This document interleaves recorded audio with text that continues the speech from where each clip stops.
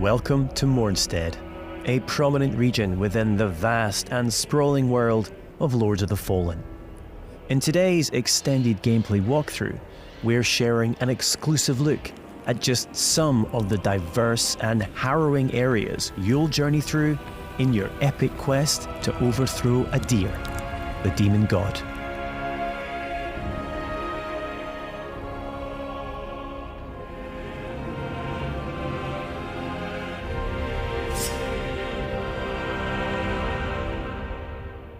This is Skyrest Bridge. It is guarded by Pieta, she of the Blessed Renewal, one of the game's early boss encounters.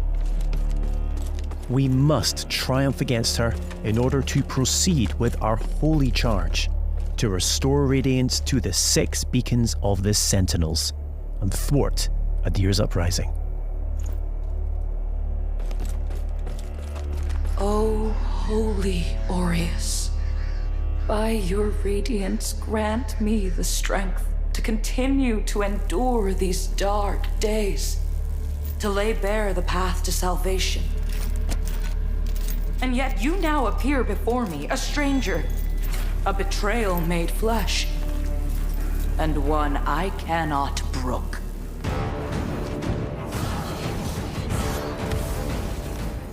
Melee, magic, and ranged abilities are seamlessly interwoven. Alongside standard attacks, you can choose between catalysts, bows, crossbows, or throwables, mapping up to 4 additional magic or range skills to your controller for immediate access. This rapidly speeds up combat and reduces the need to swap between options. As with many of the imposing bosses you'll encounter, Pieta has 2 very distinct stages.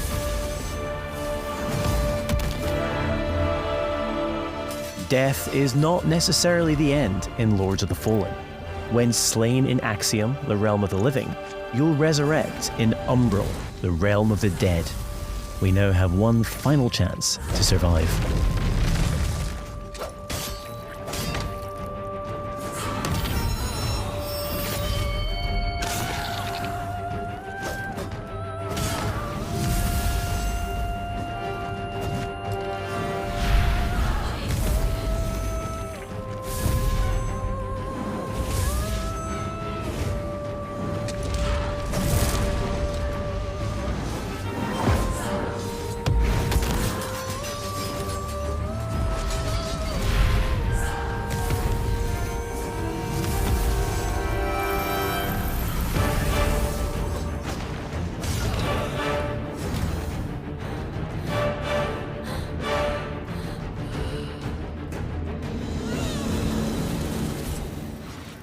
Though few and far between, these flowers denote special patches of ground upon which we can spawn a resting point, known as a vestige seedling.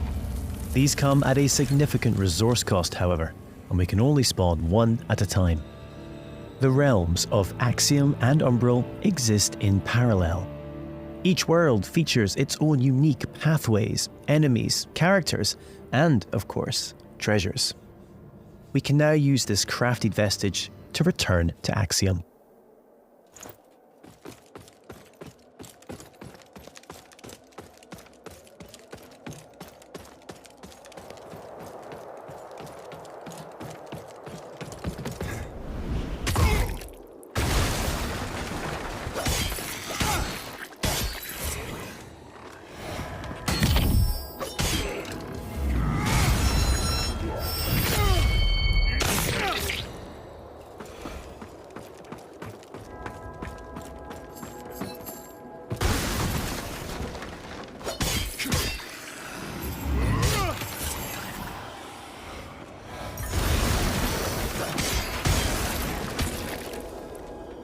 We can peer into the secondary realm at any time by raising the Umbral lamp. Though be advised, this also renders you vulnerable to its inhabitants.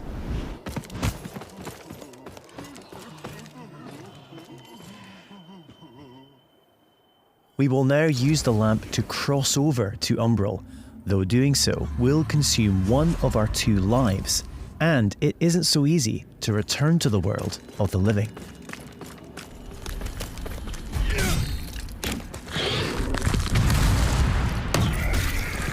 Many enemies require a different approach to combat. This mendacious visage, for example, is only vulnerable when attacked from the back or when it reveals its true form.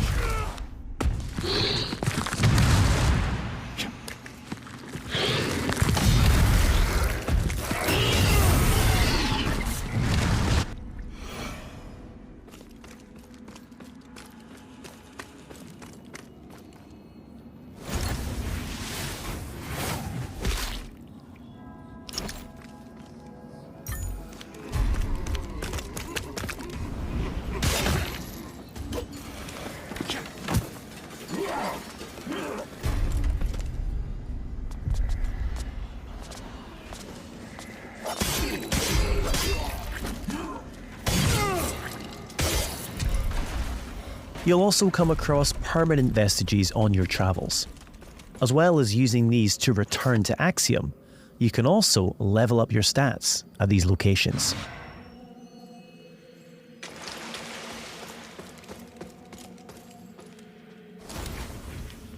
Three schools of sorcery can be mastered: Rogar, Radiant, and Umbral, each specializing in a different area of the arcane and requiring a different catalyst to cast.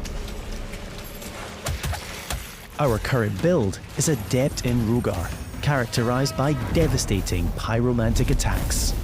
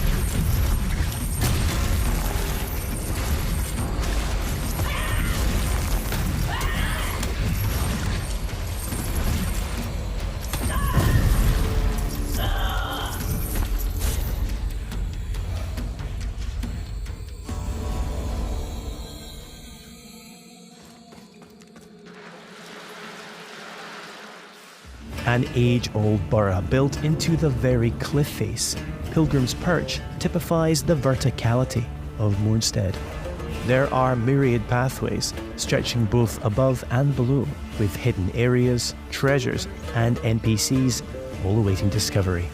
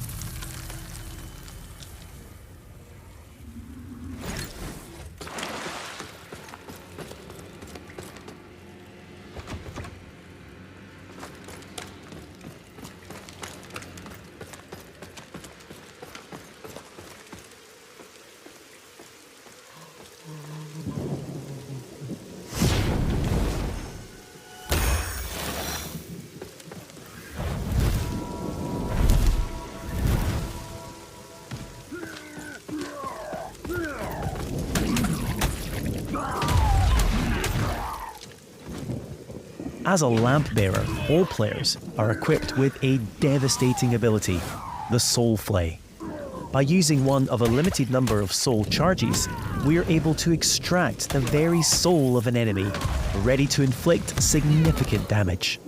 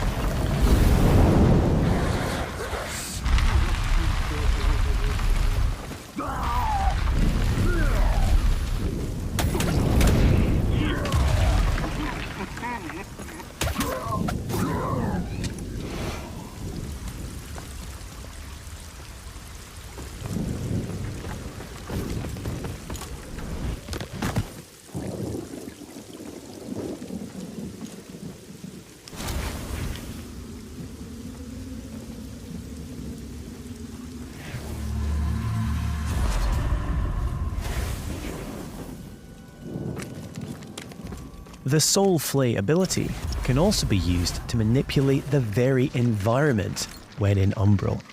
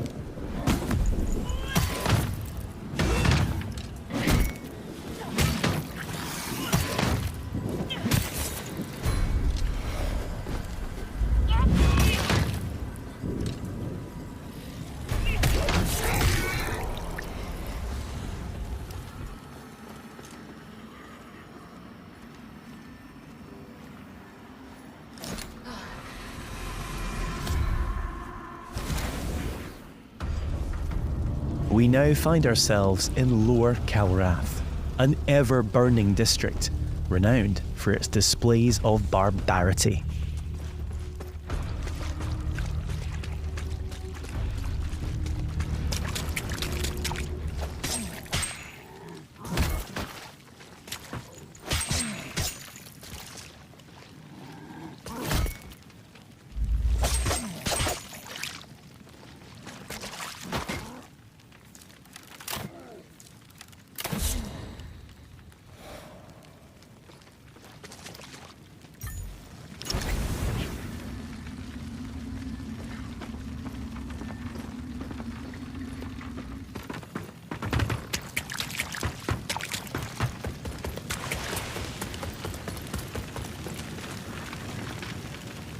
We're now going to invite a second player to join us on our journey.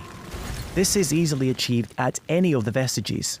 You can choose to fight alongside a friend or a randomly selected player. Either way, your co-op companion will remain at your side for as long as you or they choose. As a Radiant Sorcerer, our ally is able to buff either character with various enhancements.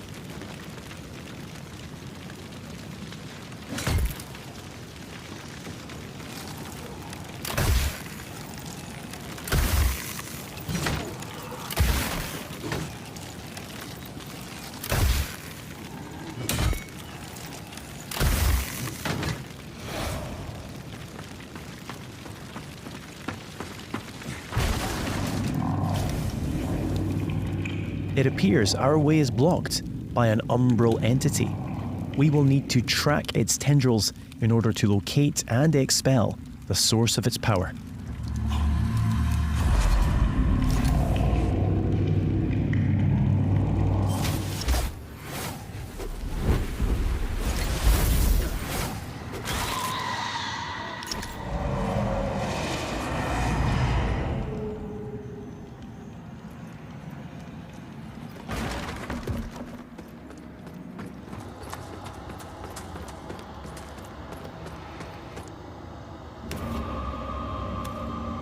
Finally, it's time to face off against the colossal spurned progeny, Scourge of Calrath.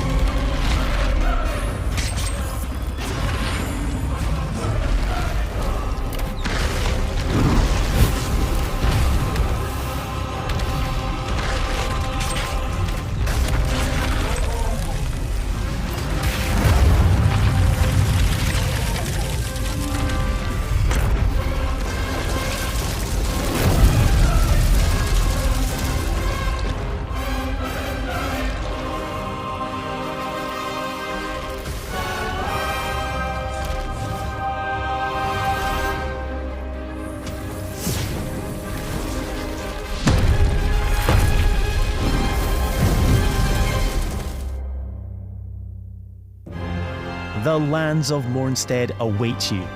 Pre-order Lords of the Fallen now and prepare to unleash the darkness on Friday the 13th of October.